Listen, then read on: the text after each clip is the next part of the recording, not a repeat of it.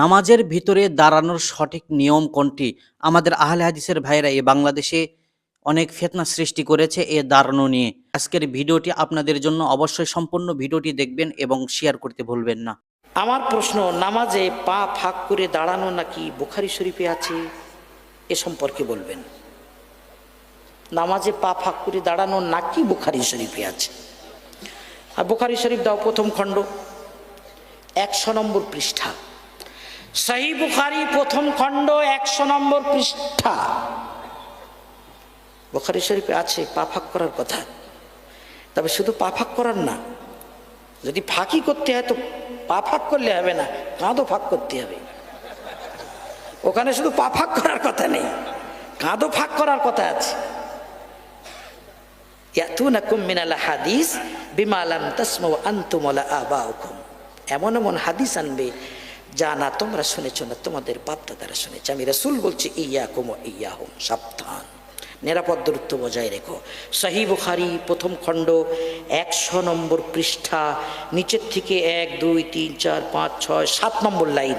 ইমাম বুখারী রাহমাতুল্লাহ আলাইহি হেডিংয়ে লিখেছেন, বাবু ইলজাকিল মানকিব বিল মানকিব, কাঁধের সাথে কাঁধ মিলানো, ওয়াল কদমে বিল কদমি ফিস সাফি, এবং কাতারে কদমের সাথে কদম মানে পার সাথে পা মিলানোর বিবরণ। দুটো কথা কিন্তু আছে, পায়ের সাথে পা মিলানো আর কাঁধের সাথে কাঁধ মিলানো। আচ্ছা, ওয়াকাল নু'মান ইবনে বাশীর, সাহাবী বলেছেন, রাআইতুর রাজুলা মিন্না, আমি আমাদের সাহাবাদের কোনো মানুষকে দেখতাম, রাআইতু দেখেছি, ইউলজিকু কাবাহু বিকাবি সাহিবিহি, নিজের গোড়ালি অপর সাথীর গোড়ালির সাথে মিলিয়ে দিত। তারপর ইমাম বুখারী নিজের সনদ মিলিয়ে লিখছেন, আনানাসিন আনিন নবী সাল্লাল্লাহু আলাইহি ওয়াসাল্লাম আন্নাহু ক্বাল, নবী সাল্লাল্লাহু আলাইহি ওয়াসাল্লাম বলেছেন, আকিমু সুফুফাকুম, তোমরা তোমাদের কাতার দুরুস্ত করো, সোজা করো। ফাইন আরাকুম মিন ওয়ারাই যাহরি, কেননা আমি নবী, আমার বৈশিষ্ট্য, আমি কিন্তু আমার পিছনের দিক থেকেও তোমাদেরকে দেখতে পাই। বলেন সুবহানাল্লাহ। আপনারা যখন মোটরসাইকেল চালান, সামনে চালাচ্ছেন, পিছনে দেখেন না, আয়নায় দেখতে পান না?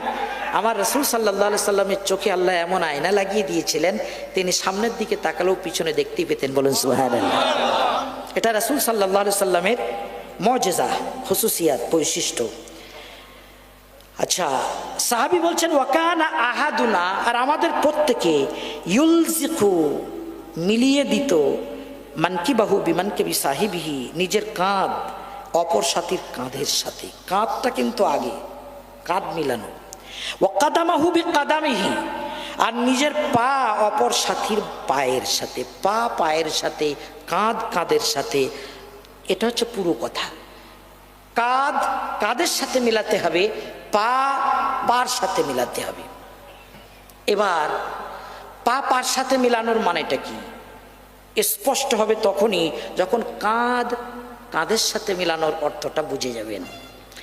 ধরুন আপনি নামাজ পড়তে দাঁড়িয়েছেন, কাতারে আপনার ডান দিকে একজন দাঁড়িয়ে আছে 6.5 ফুট লম্বা, আপনি 5.5 ফুট, আপনার বাম দিকে আছে সে 4 ফুট, কাঁধের সাথে কাঁধ মিলাবেন কিভাবে?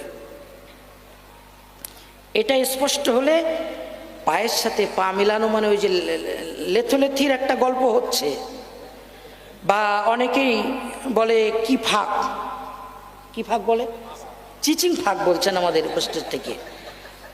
অনেকে আবার আমাদের অনলাইনে বলবেন, হুজুর এটা ব্যঙ্গ করা ঠিক হয়েছে, একটা সুন্নত। আরে এটা সুন্নত নয়, আমি আমার আবি হায়াত মিডিয়ায় বলেছি, নামাজে দাঁড়ানোর একটা বিদআত পদ্ধতি, এটা বিদআত। নামাজে পা ফাঁক করে দাঁড়িয়েছেন বেয়াদবের মতো, আল্লাহর সামনে বিনয় হয়ে নম্রতার সাথে মাথা নত করে দাঁড়াতেন, সেই দরবারে আপনি পা ফাঁক করে দাঁড়িয়ে গেছেন। ওদিকে হয়তো আপনার ওস্তাদ আছে, কি আপনার মুর্শিদ আছে, বড় কোনো গুরুজন রয়েছে, আপনি তার পা ধরে ঠেলছেন, আর বলছেন এটাই বুখারী শরীফে রয়েছে। ইয়াতুনাকুম মিনাল হাদিস, এমন এমন হাদিস আনবে, বিমা লাম তাসমাউ আনতুম ওয়ালা আবাউকুম, না তোমরা শুনেছ না তোমাদের বাপ দাদারা শুনেছে। সহিহ বুখারীর উদ্ধৃতি দিয়ে আমাদেরকে বুঝিয়েছে, যে নামাজে পা ফাঁক করে দাঁড়ানোর হাদিস বুখারিতে আছে, অথচ আপনাদেরকে বললাম যে সহিহ বুখারিতে শুধু পা ফাঁক করার কথা নয়, কাঁধ ফাঁক করারও কথা আছে। করো কাঁধ ফাঁক, ডান সাইডে 6.5 ফুট, বাম সাইডে 4 ফুট, আপনি নিজে হচ্ছেন 5.5 ফুট। লাগান, কাঁধের সাথে কাঁধ মেলান, ওখানে মেলানোর যা মানে পায়ের সাথে পা মেলানোর সেটাই মানে। ইমাম ইবনে হাজার আসকালানী রাহমাতুল্লাহ আলাইহি ফাথুল বারীতে এই জায়গায় বুখারী শরীফের ব্যাখ্যা করতে যে এটাই বলেছেন, মেলানো মানে ওখানে পা দিয়ে লাথি মারছেন আর একজন পা ঠেসে দিচ্ছে, এটা নয়। যদি এটাই হবে মানে কাঁধটা মেলান, ওটা আগে মেলান তারপরে পা মেলাবেন। কালিমাতু হাক্কিন উরিদা বিহাল বাতিল হাদিস আছে, তবে হাদিসের অপব্যাখ্যা করা হয়েছে।